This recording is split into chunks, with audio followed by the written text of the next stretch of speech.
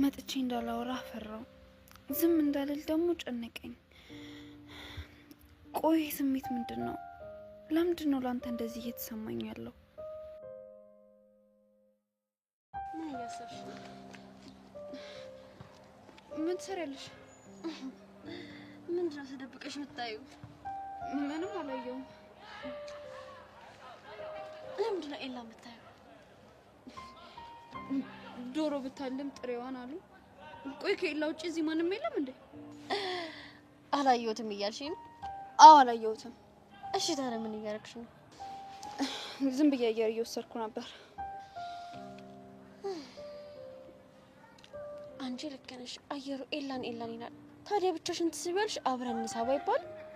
የኔ የሆነ ነገር መካፈል አልፈልግም። ማን አንቺ አደረገው? ስለምስበው አየር ነው እያወራሁ ያለሁት። ሰብሊ ስትይኝ ፋራ መስልሻለሁ? ማለት ደብሮኝ ነበር ካልሹ ግን እስማማለሁ። አንቺ ልጅ ግን እየተፈታተንሽኝ ነው። አልፈልግሽም እየተባልሽ ሙጥኝ ካልሽ ፋራ ነው ይቀራል ብለሽ ነው መሄድ ያለብሽ። እንደማይፈልገኝ በምን አወቅሽ? ግልጽ እኮ ነው። ኤላ አይወድሽም። ኤላን ከኔ በላይ አታውቁትም። ፍቅሩንም ጥላቸውንም እንዴት እንደሚገልጽ አትረዱትም። ፍቅረኛ ባይኖረኝ ኖሮ አሳይሽ ነበር። ምን አድርገሽ? ኤላን እኔ ያድርገው። ድጋሚ ብትፈጠሪ የኤላ አትሆኚ። ለምን ሲባል በረክት የምትባል ልጅ ኤላ ልብ ውስጥ ስላለች። ምኞትሽ ደስ ይላል። እውነታው ግን ማንም ልብ ውስጥ ቦታ የለሽም። እኔ ቆንጆ ለዚህ ንግግርሽ ትንሽ ሰላምሽ ልንሳ። ደግሞ ምን ልታደርጊ ነው? እየገመሽ ጠብቂ። እቺ ሴጣን እኔ መልክ ለሰብል የሰጣ ስጦታ በጣም ነው የሚያምረው። ያምራል አይደል? በጣም እንጂ። ቆይ አለርጂክ ሆኖባት ነው እንዳወለቀችው? ኧረ አላወለቀችው። ቅድም አንገቷ ላይ ነበር። እኔ እንጃ። እኔ ሳያት ግን አልነበረም። መቼም ደብሯት አውልቃ አይሆንም አይደል? ኧረ እሷም በጣም ነው የወደደችው። በቃ ተሳስቼ ይሆናል። በቃ እኔ ልጅ። እሺ በቃ ቻው። እሺ ቻው። ባውቃለሁ፣ እተማመንብሃለሁ የኔ አንበሳ።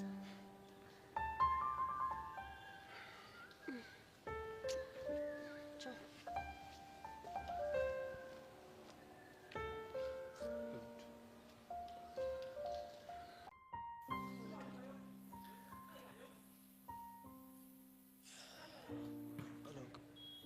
እንዴት ይሆን ከሆነ አታውቅም?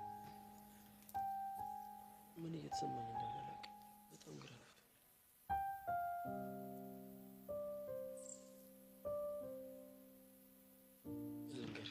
እየተሰማክ ያለው ስሜት አላውቅም። በቃ ሁሉም ነገር አስጠልቶኛል። ዝም ብሎ ይከፋኛል። የብቸኝነት ስሜት ነው እየተሰማኝ ያለው። ለምን ይመስልካል? በህይወትክ ውስጥ የተፈጠረ አዲስ ነገር አለ? ምንም የለም። እርግጠኛ ነህ? ማለቴ ካንቺና ከባሩክ መቀራረብ ውጭ ማለቴ። በቃ እናሱ ብቻ ነው አዲስ ነገር? አዎ። ምናልባት ታዲያ እሱ ይሁን እንደዚህ እንዲሰማክ ያደረገ? በዚህን ያክል ለምን? አንዳንድ ነገሮች እኮ ስናጣቸው ወይም ለናጣቸው እንደሆነ ሲሰማን ነው ምን ያለኝ አስፈላጊ እንደሆኑ የሚገባን። እና ታዲያ እኔ አንቺን አጣሻለሁ ማለት ነው? አንተ ካልፈለክ በቀር በጭራሽ አታጣኝም። እኔ እኮ ግራ ገባኝ። ቆይሽ አንቺ እንዳላጣን ምን ማድረግ ነው ያለብኝ? ድርቅና አንተው መሲ ወይ እባክሽ ለኔ ብለሽ በቃ ባሩክን ተይው። ለምን? አላውቅም። በቃ እኔ አንቺን ላጣሽ አልፈልግም። እሱ ከመጣ በኋላ ነው እኔም እንደዚህ እየተሰማኛለሁ። ቆይ ፍቅረኛ እንዲይዝ አትፈልግም እንዴ? እሱማ እፈልጋለሁ፣ ግን ደግሞ ያንተን ከሲስ ባሩክን አይደል። ናታን ደስታዬ እኮ ሊያስደስትክ ይገባል። እኔ ደስታሽ ሁሉ ጊዜ ያስደስተኛል። ማየትም ፈልገው አንቺን ደስታ ብቻ ነው። ግን በቃ አላውቅም። እኔ ይህንን ወጠጥ የሆነ ነገር እንዳላረገው እየፈራሁ ነው። ይኸውልህ ባሩክን በጭራሽ ለመጉዳት እንዳታስብ። እሱም በጉዳዩ ቅጽበት ከኔ ጋር የመጨረሻ እንደሚሆን አስበው። መሲ ከኔ አስበልጠሽ ለሱ ስትከራከርለት እዚህ ልቤ ጋር እፍን ድክም በቃ የሆነ የሚያስጠላ ስሜት ይሰማኛል። ለምን እንደዛ እየተሰማክ እንዳለ ከራስ ጋር አውራበት። በቃ እንሂድ። ወዴት? ስለ ባሩክ የሆነ ነገር ማለት ነው። ምን ልታገኝ ይችላል? አጭበርባሪነቱን የሚያሳይ የሆነ መረጃ ላገኝ እንደምችል እስቲ እየነገረኝ የኔ ባሮክ መቼም እንደዛ አይደል ናታን በጣም ነው የምወድክ እኔም በጣም ነው እዛ በደካማ ጎኑ ገብታ ገዘገዘችው ነው የምልህ ቆይ ደካማ ጎኑ ምንድነው የአራዳ ቋንቋ ምን ሰምታል ልጁ የግል ትምህርት ቤት ተማሪ ነበር በዛ ላይ ደግሞ የልጥጥ ልጅ ነው ይኸውልህ በአራዳ ቋንቋ ሄዳ ስታለሳልሰው ጅሉ ባሮክ ብሎ ማየት አንተ ልጅ ይሄ ጨዋታ ምንም አላማረኝ እንዴት ይሄንን ልጅ ወስዳችሁ የማይሆን ቅርቀር ውስጥ እያስገባችሁት ነው ለምን ገደል አይገባም እድሜ ልኬን እኮ አብራኝ የነበረችው መሲን እኮ ሊቀማኝ የመጣው አንተ ያማል እንዴ ደግሞ በዛ ላይ አንተ ወንድሟ ነህ እና እንዴ ቢሆንስ እህትነቷን አንዴ ሊቀማኝ የመጣው በዚህ መቀጠል አይነት ከሆነ ግን ልጅቷን ያለባል ልታስቀራት ነው ይኸውልህ ታገባለች አንተ ነው ጅል በዚህ ሁኔታ ቆይ ማን ነው መሲን ደፍሮ የሚቀርባት ይኸውልህ እኔ ወንድሟ ያለው ምርጥና ጸድ የሆነ ልጅ ነው እስጄ ማጣብሳት እስኪ እናያለን እንግዲህ እናያለን ይኸውልህ አሁን ደስቴ ላይ ውሃ ከልስበት ደስቴ ላጣጣምበት እሺ ያኔ አንበሳ እናት ወሬ አለበት በቅርቡ ይሄንን መሽገር ለዚህ ነው ማላቀቀው ማለት የዛ ልጅ ለኔ እጅ ላይ ነው እንደምትወጣው አሁን ያሙ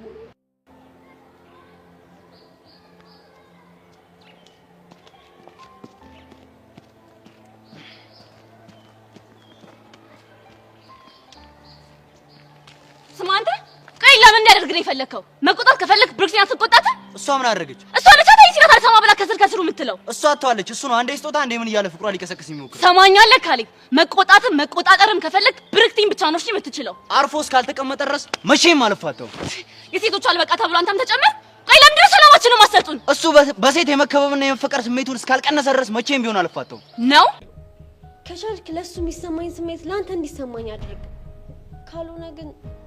ካልሆነ ምን በእኔ ምክንያት ኤላን አይደለም መደብደብ በክፉ አይን እንድታይ አልፈልግም እንዴት አድርጌ ወደ ራሴ ላቀርብሽ ሆን ብሎ ወደ ራሱ ሊስብሽ እየሞከረ እኮ እንዳልሳብ አድርገኝ ብርቅ ካሌብ እደግመዋለሁ ከዚህ በኋላ ኤላን ለመጉዳት እንዳታስብ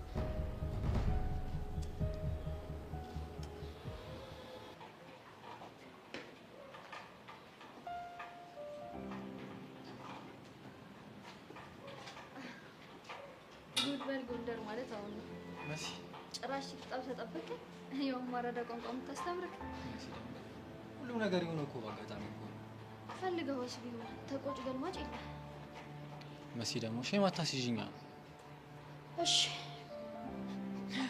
እሺ ሳይሆን ስታይል ነው የሚባለው ምን ጭራሽ ሙድም እያስተማርከኝ ነው ደበረሽ ኧረ ምን በወጣኝ እና በያ ስታይል እኮ ግን በሰላም ነው ባሮክ ይሆነ ደስ ያለክ ትመስላለህ ተመቸቸህ እንዴ መሲ ደግሞ እንደዛ አይደለም እና አለ አይደል ሰብለ ባድርስ ማለት ኤላና ካሌብ ባንቺ ምክንያት ሊደባደቡ ነበር ምን ካሌብ ደፍሮ ኤላ ሊመታው ምን ነው የምትፈልጊው ይሄን አልነበረ እንዴ ኤላና ካሌብ በእኔ ምክንያት ተደባደቡ ማለት ከዛ ደግሞ ኤላ እንደሚወድሽ ለሁሉም ማሳወቅ ይኸውልሽ እኔ እንደዚህ አይነት ተራ ጨዋታ አይመቸኝም ከፈለኩ ተማሪ መሃል ቆሜ እንደምፈቀርም እንደማፈቅርም ማውራት እችላለሁ አሁን የምነግርሽን በደንብ አድርገሽ ስሚ አርፈሽ ከካሌብ ጋር ሆኚ ከዚህ በኋላ ከኤላ አጠገብ ራቂ ወይኔ ለነገሩ ይበለኝ እኔ ለካሌብ የልብ ልብ እንዲሰማ ያረኩት ያለፈው አልፏል ካሁን በኋላ ግን ኤላ አጠገብ ድርሽ እንዳትይ ትሰሚያለሽ ይሁን ብዬ ነው እንጂ አንቺን ከኤላ ማራቅ አቅቶኝ አይደለም ታዲያ ካላቃትሽ ለምን አላደረግሽው ብዙም ስለማታሰጊ ካንቺ ልቅ ለሰብለ ስሜት እንዳለው ስለማቅ ኤላ ከኔ ጋር ለምን ይሆን ይመስልሻል እሱ የኔም ጥያቄ ነው መልሱ ልንገርሽ ስለሚወደኝ ይሄን አንቺ ነገር በኋላ እናወራዋለን አሁን ካሌብ ጋር ሂድ በዛውን ፍቅረኛ አጠገብ እንዳይደርስ ንገሪው ይኸውልሽ ከዚህ በኋላ ኤላን እኔ ፊት ፍቅረኛ ስትይው ሰማሽ አንቄ ነው የምገልሽ የፈለግሽው ማምጣት ትችያለሽ ኤላ ግን የኔና የኔ ብቻ ነው እሺ ትዕግስቴን ባትፈታተኝኝ ጥሩ ነው ምን እንዳታመጪ እሱን አሳይሻለሁ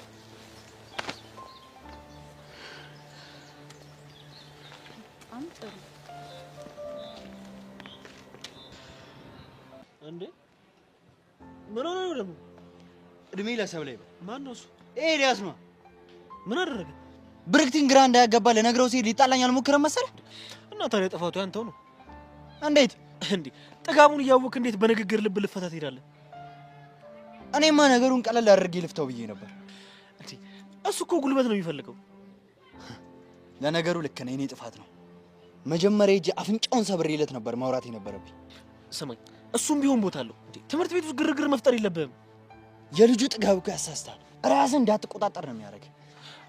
እሺ ብሩክቲ ሰምታለች? እኔ እንጃ። ምናልባት ደግሞ ድርጊትን ሊያናደድ ይችላል። ለምን ትናደዳለች? ለራሷ ብዬ እኮ ነው። እንዴ ለራስህ ነው። ምን ብሩክቲን እየሳበብኝ ነው ብለህ ስለፈራህ ነው? ለራሴ ቢሆንም ወንድ ልጅ እኮ ነኝ። ማንም ሰው እየመጣ እንደፈለገ ስጦታ እንዲሰጣት አልፈቅድም። እኔ እኮ ብሩክቲም ደብሯት በግንኙነታችሁ ላይ ችግር እንዳይፈጠር ብዬ ነው።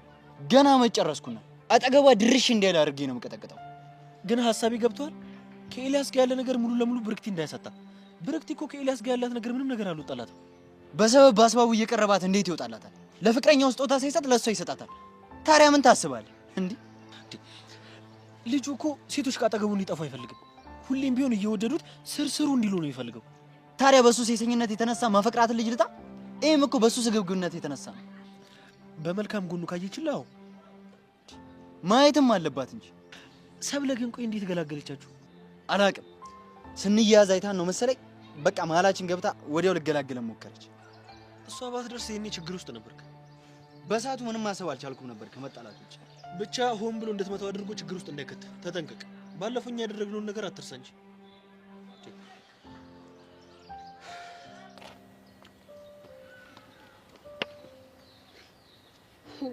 ሊጋደሉ ነበር እኮ። ማን ነው?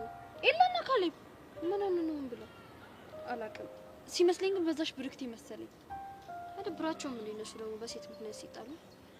አንቺ ደግሞ ለሴት ብለሽ አታውቂኝ እና ምን ብዬ ላክብደው? ይሄ እኮ የፍቅር ጉዳይ ነው። ቢሆንስ ታዲያ? እሺ ለምሳሌ ናታን ፍቅረኛሽ ነው እንበል። ያርግልኝ። አትቀልጂ። አልቀለድኩም። የልቤን ምኞት ስለተናገርሽልኝ ነው። እሺ ድንገት መጣ ከስር ከስሩ እያለሽ ልትነጥቅሽ ብትሞክርስ? አይነ ስቦን ነው ማጠፋላት። ለወንድ ብለሽ ልትጣይ? ሰብሊ ናታን ወንድ ብቻ እኮ አይደለም፣ አለሜ፣ ፍቅሬ፣ ሁሉ ነገሬ ነው። ይሄን ሁሉ ነገር ባንዴ ስትናጥቀኝ ዝም ብዬ ላት ነው? እነሱም እኮ ይሄን ያደረጉት። ቆይ አንቺ ለካሌብ የተከራከርሽለት? ኧረ አይደለም። እና ሌላ ነው? አንቺ አምሻል እንዴ? እኔ እውነቱን ነው እየነገርኩሽ ያለሁት። ባክሽ ምንም ይሁን የራሳቸው ጉዳይ። ደግሞ ጄሪ ታውራይ መጣ ነበር። ምን አለች? ስለ ባሮክ ምን አለች? ያው ከግቢ ሁሉ እኔን መርጦ መተዋወራኝ። ካንቺ ጋርም ቆሞ አይቻለሁ ነው የምትለኝ። ቆይ ይወዳታል እንዴ? እኔ እንጃ። ይኸውልሽ ግን ደግሞ እሷ ሊጀነጅናት እንደፈለገ ነው የምታስበው። ምናልባት እኮ እዚህ ትምህርት ቤት የገባው በሷ ምክንያት ሊሆን ይችላል። አላውቅም። ሁሌ ስጠይቀው ሚስጥር ነው ነው የሚለኝ። እባክሽ በቃ የራሱ ጉዳይ ተይው። ያሽ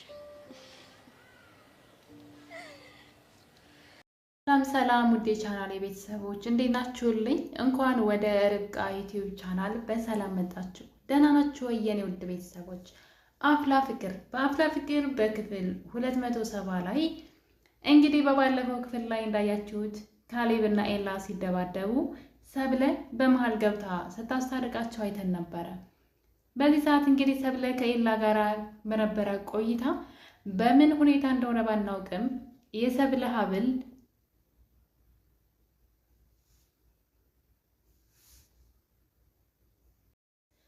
ሀብሏን ጥላው ስትሄድ እያየን ነበረ። በመጨረሻም እንግዲህ ኤላ ሀብሉን አንስቶ ወደ ኪሱ ያስቀምጠዋል። በደንብ ኪሱ ውስጥ አላስቀምጠውም እና ግማሹ ውጭ ላይ ነው ያለው። ታዲያ እንግዲህ በዚህ ሀብል ምክንያት የሆነ ነገር ይፈጠራል ብለን ብዙዎቻችን እንግዲህ ማክሰኞ መቼ ነው ማክሰኞ ስንት ደቂቃ ቀረው ስንል ነበረ። ቀኑ ደርሶ እንግዲህ ማክሰኞ ደርሷል ማለት ነው። በዛሬው ክፍል ላይ ታዲያ ኤላ ኪስ ውስጥ የነበረው ሀብል ሁላችንም ስንፈራ የነበረው በጣም ትልቅ ነገር ነበረ። በሰብለና በጆኒ መካከል ትልቅ ጦርነት ይነሳል። ወይም ሰብለና ኤላ ወይም ደግሞ ሰብለና ጆኒ ይጣላሉ በዚህ ጉዳይ።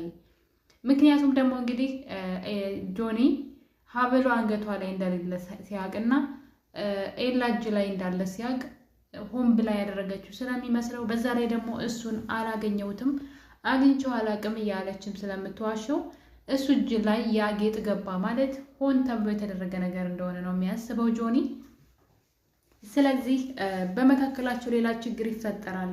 ያለዛ ደግሞ ራሱ ኤላ ይህን አጋጣሚ ሊጠቀምበት ይችላል። በተደጋጋሚ ካያችሁ ሰብለ ከጆኒ እንድትለይ ብዙ ነገሮችን ያደርጋል። እዚህ ቀደም ሳይስማት እንግዲህ የጆኒ ልደት ላይ እንደ ሳማት ሲያስመስል ነበረ ለጆኒ ሰብለን እንደ ሳማት።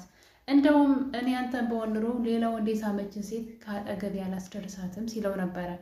ያ ማለት እንግዲህ እንዲጣሉ እንዲለያዩ ወይም ደግሞ ሰብለ የውሸት የታሰረችበት ፍቅር ውስጥ በይሉንታ እየኖረች ያለችበት ፍቅር ውስጥ እንድትለያይ ስለሚፈልግ ነው። ያው ሰብለ ጆኒን አፍቅረው እንዳልሆነ በድርጊቷ በምታደርገው ነገር ማወቅ ይቻላል። በእርግጠኝነት ሁለቱንም ልታፈቅር አትችልም ሰብለ ጆኒ ጋር በቃ ፍቅረኛ ስለሆነና ስለለመደባት፣ በዛ ላይ ደግሞ ያለምንም ምክንያት ከእሱ ጋር መለየት ስለማትችል ነው እንግዲህ ለእል ብላ ወደ እሱ ተመልሳ ሄዳ አሁን ላይ ጆኒ ራሱ ሰብለ እንደማትወደው ሲያረጋግጥ እሷ ከሱ ተለይታ ኤላ ጋር ሄዳ ኤላ እንዳሸነፈ እንዲሰማው አይፈልግም። ለዛም እንግዲህ እያወቀ እንዳላወቀ ሆኖ አብሯት እየኖረ ነው።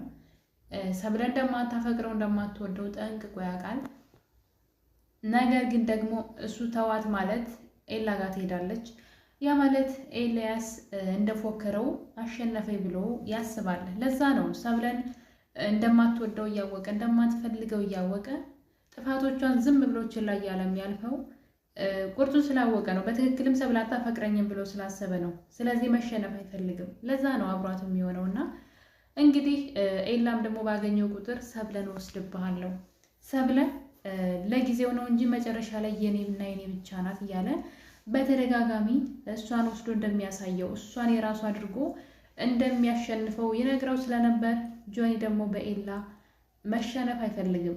እንደዛ ተው እንዲያደርግ አይፈልግም። በዛ ላይ ደግሞ እንግዲህ ካያችሁ የሆነ ጊዜ ካሌብ በቃ ተዋት ይችል ልጅ በህይወት ላይ የቀለደች ነው እሷ እኮ አታፈቅርህም ሲለው መቼም ቢሆን በሰላም አብረው እንዲኖሩ አልፈቅድላቸውም፣ እኔ በህይወት እያለሁኝ ሁለቱ አብረው አይሆንም መቼም አልፈቅድም ብለዋል። ለዛ ነው እንጂ ጆኒ ጠንቅቆ ያውቃል ሰብለ እሱ ልብ ውስጥ ቦታ እንደሌላት፣ ኤልያስን እንደምታፈቅረው ከእሱ ጋር ያለው በድኗ እንደሆነ ጠንቅቆ ያውቃል። ለዛም እንግዲህ ትንሽ ነገር ነው የሚበቃው። ካያችሁ ትንሽ ነገር ሲፈጠር ነው ጆኒ እውነት እንደሆነ ስለሚያውቅ ነው። እና እንግዲህ ያኔ ኤላ ሲዋሸው ነበረ፣ እንደ ሳማት አስመስሎ ነግሮት ነበረ። እሱ እንግዲህ ይቅርታ እንዳደረገላት እና ጥሩ ልብ ስላለኝ ይቅርታ አድርጌላታለሁ ሲል አይታችሁታል። ምንም ሳይመስለው የቀረው እንደ ሳማት አእምሮ እያሰበ ነበረ። በኋላ እንግዲህ ብርክቲና ካሌብ ለራሳቸው ጥቅም ሲሉ በድራማ መልክ አድርገው አሳይተውት ነበረ እና ብርክቲ አይኔ ውስጥ የሆነ ነገር አለ ብላ ጆኒ እንዲያይላት አደረገች።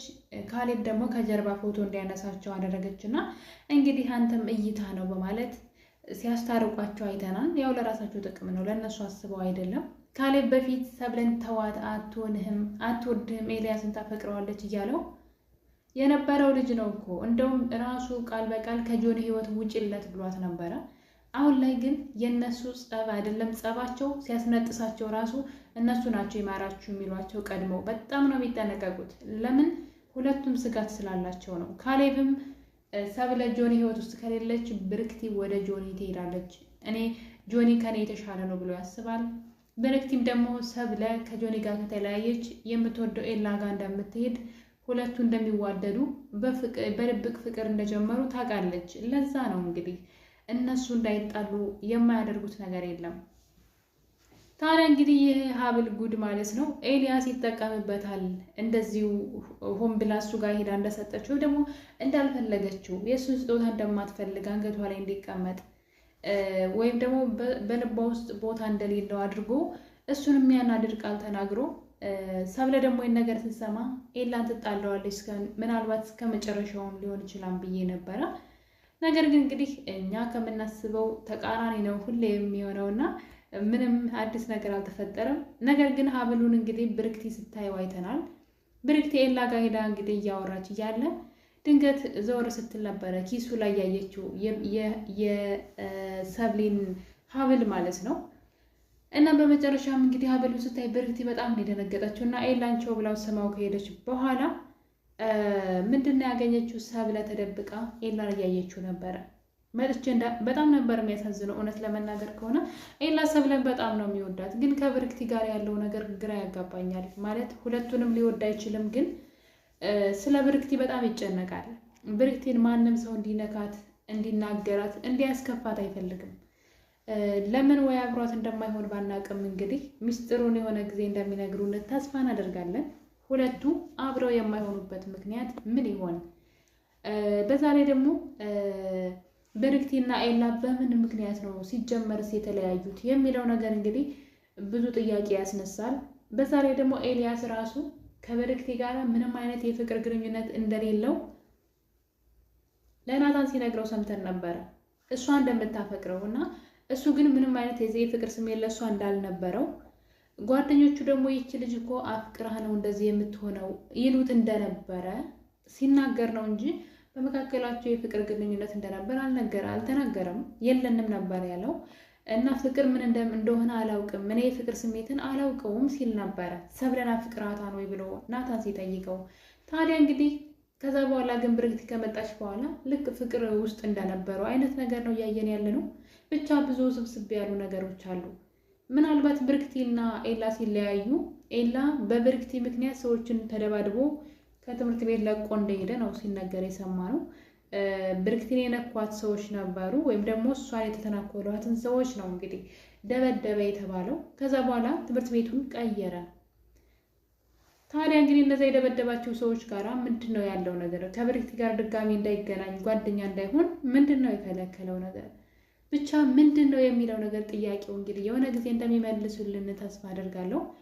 ኤላ ግን ከሁለቱ አንዳቸውን መምረጥ አለበት። ሁለቱንም ይፈልጋል። አይታችሁ ከሆነ ሰብለንም ወስድበታለሁኝ ብርክቲንም አልሰጠውም ሲል ነበረ። ምናልባት ኤላ ብርክቲ ጆኒና ካሌብ አካባቢ እንድትሆን ስለማይፈልግ ይሆን? ጥሩ ልብ የላቸውም ብሎ ስለሚያስብ ይሆን? አላውቅም። ወይስ እሷንም ይችኛዋንም እንዴት ምንድን ነው ሁለቱንም ምን ሊያደርጋቸው ይችላል የሚለው ነገር እንግዲህ በጣም ከባድ ነው። በእርግጠኝነት ሰብለን ከጆኒ ያለያይቶ አይተዋትም፣ ይወዳታል። ሊተዋትም አይችልም። ስለ ሰብለ በጣም ነው የሚጠነቀቀው፣ የሚጠነቀቅላት ለስሜቷ ለሰብለ ማለት ነው። በጣም ነው የሚያዝንላት እና ከምትወደው ሰው ለይቷት ወይም ደግሞ እወደዋለሁ ብላ በይሉንታ አብራው ከምትኖረው ከጆኒ ጋራ ያላትን የፍቅር ግንኙነት እንግዲህ እሱን እንድትወደው አድርጎ አይታችሁ ከሆነ እንግዲህ የ1 ዓመት ጉዟቸው ማለት ነው። ሰብለን በግድ ነበር ኤልያስ ወደ እሱ እንድትሳብ ሲያደርጋት የነበረው። የሆነ ሚስጥር ሲያገኝባት በዛ ያስፈራራታል። እያንዳንዱ ነገር በግድ ነበር የሚያስደርጋት፣ በግድ ማለት ነውና ፍቅሯን ራሱ እንድትገልጽ ያደረጋት በግድ ነው እኮ። ሰብለ ግን ፍቅሯንም ምኗንም በውስጡ አይዛ መኖር ነበር የምትፈልገው፣ እሱን በድብቅ እያየች። እሱ ግን ግልጽ እንድታወጣው ካደረጋት በኋላ ከጆኒ ለይቶ ከሱ ጋር ካደረጋት በኋላ ከዛ በኋላ ወደ ብርክቲ ይገለበጣል ብዬ አላስብም። ግን ደግሞ ከብርክቲ ጋር የማይሆንበት ምክንያት ምንድን ነው? ወይም ደግሞ ብርክቲን ጭራሹን ለምን አይተዋትም? ምናልባት ከካሌብ ጋር እንድትሆን ላይፈልግ ይችላል፣ ይጎዳታም ብሎ ሊሆን ይችላል። ነገር ግን ደግሞ የብርክቲ ልብ ውስጥ ያለኝን ቦታ ማንም ሰው እንዲነካብኝ አልፈልግም እያለ ነው። ደግሞ በዛ ላይ ትዝታዎቻችን በሙሉ አንቺ ጋር እንዲቀመጡ እፈልጋለሁ ይላል። ብርክቲ አጠገብ ሆና የምታወራውን ነገር ጆሮ ሰጥቶ ነው የሚያዳምጣት። እሷ ስለ ወደፊት ላይፋቸው ስለ ወደፊት አብሮ ስለመኖራቸው ነው የምታወራውና ያ ነገር እንደማይሆንና በዛ ተስፋ እንድትቆርጥ ሊነግራት ይገባ ነበር። እሱ ግን ደስ ብሎት ነበር የሚያዳምጣትና ምንድነው ሐሳቡ? ከሁለት አንዳቸው ሊመርጥ ይገባል። ኤልያስ ራሱ ሐሳቡ አንድ መሆን አለበት ብዬ አስባለሁ። እንግዲህ ሰብለ ተደብቃ ያየችው ነበረ። ሄዳ ማግኘት ትፈልጋለች፣ ነገር ግን ደግሞ ትፈራለች። ዙሪያውን ማስፈራሪያዎች አሉ። አለም ቪዲዮ ይዛ ታስፈራራታለች። ብርክቲ ከሷ አጠገብ ካየቻት የሆነ መረጃ እንደምትይዝባትና እንደፈለገች እንደምታሽከረክራት ነግራታለች። ጆኒ ያየኛን ብላ ትፈራለች። ብቻ በጣም ብዙ ነገር እና ለዛም እንግዲህ ተደብቃ እሱን ስታየው ብርክቲ አይታት ነበረ። በዚህ ሰዓት እንግዲህ ከብርክቲ ጋር የማይሆን ቃል ይነጋገራሉ። በነገራችን ላይ ብርክቲ መጀመሪያ ኤላ ጋር ሄዳ ነበረ ጌጡን ኪሱ ውስጥ ያየችው። ካየችው በኋላ ነው ወደ ሰብለ ሄደችው። ሰብለ ጋር ስትሄድ ታዲያ ሰብለ ኤላን ተደብቃ ስታየው ስላየቻት አየር እየሳብኩኝ ነው እዚህ ብትላትም ታዲያ ኤላን የሚል አየር ብቻሽን እንዴት ትስቢያለሽ? እንዴት ነው አብረን እንሳብ አትይኝም? በማለት እንግዲህ ከሰብለ ጋራ እያወሩ እያለ ነበረ ሰብለ ኤላ እንደማይፈልጋትና እንደውም የራሴ የሆነ ነገር ለሰዎች አላጋራም ብላ ሰብለ በአሽሙር ተናግራት ነበረ። ብርክቲን ማለት ነው እንግዲህ የራሴ የሆነ ነገር ለሰዎች አላጋራም ስትላት ብርክቲ ነገሩ ስለገባት ማን ነው ኤላን ያንቺ ያደረገው በማለት እንግዲህ አንዳንድ ነገር ሲነጋገሩ ሰብለ ኤላ እንደማይፈልጋትና በኤላ ልብ ውስጥ ቦታ እንደሌላት ለብርክቲ ትነግራታለች። ኤላ እንደማይወደኝ በምንድን ነው ያወቅሽው ብትላትም ሰብለ ልትነግራት አልፈለገችም። በኤላ ልቡም ሆነ በማንኛውም ሰው ልብ ውስጥ ቦታ የለሽም ስትላት ታዲያ ብርክቲ የኤላ ኪስ ውስጥ ያየችው ጌጥ ትዝ ይላትና የሰብለን አንገቷን ታያለች። ከዛ በኋላ ለዚህ ድፍረትሽ ትንሽ ቅጣት ይገባሻል በማለት የሆነ ተንኮል ሰራብሻለሁ ብላ እንግዲህ ትታስቴል እያየን ነበረ። ከሄደች በኋላ እንግዲህ ለጆኒ ነው የነገረችው። ሁሌ ተንኮል መስራት አይሰለቻትም። በጣም ነው የምታስገርመኝና በጣም አስመሳይ ናት ሲበዛ። እንግዲህ ካያችሁ ጆኒ ጋር ሄዳ እንደ ጥሩ ሰው ስታወራው ከቆየች በኋላ ለሰብለ የገዛላት ጌጥ በጣም ያምራል፣ ነገር ግን አለርጂ ያለባት እንዴ ለምንድን ነው ከአንገቷ ያወለቀችው በማለት እንግዲህ ነገር ቆስቁሳ ሂዳለች ማለት ነው። ጆኒ በነገሩ በጣም ይደነግጥና የሰብለን አንገት ሲመለከት ጌጡ የለም። ሰብለንም ጠይቋት ነበረ ጌጡ የት ሄደ ሲላት ልታሳየው ወደ አንገቷ ስትሄድ አንገቷ ላይ አልነበረም እና በነገሩ በጣም ተደነግጣለች። ሆን ብላ ደብሮሽና ሆን ብለሽ ነው ያወለቅሽው ብላትም እሷ ግን ምንም ማሳመኛ ምክንያት ማግኘት አልቻለችም። ጌጡ እንደጠፋም አታውቅም። እሱ ሲጠይቃት ነበር እንግዲህ ያየችውና ጆኒ ላይ ጋር እንግዲህ ትንሽ ግጭት ውስጥ ገብተዋል። ጆኒ በጣም ደብሮታል ማለት ነው። ታዲያ እንግዲህ እስካሁን ድረስ የኤላ ኪስ ውስጥ ይገኛል ያ ጌጥ። በመጨረሻ ጌጡን ማን እንደሚያየው ባይታወቅም ማለት ነው እንግዲህ ብርክቲ ሆን ብላ ሄዳ ደግሞ ድጋሚ ጌጡን ኤላ ጋር እንዳየችው ካላወራች ማለት ነው። እስካሁን ድረስ ጌጡን ጆኒም የኤላ ጋር አላየውም። ኤላስ ጌጡን ለሰብለ እንዴት አድርጎ ሊመልስላት ይችላል የሚለው አጓጊ ነው። በቀጣይ ክፍል እንግዲህ በአፍላ ፍቅር ጌጡን እንዴት አድርጎ ኤላ ለሰብለ ይመልስላታል አብረን የምናየው ይሆናል። የዛሬን አበቃን። ቸር ቆዩልኝ።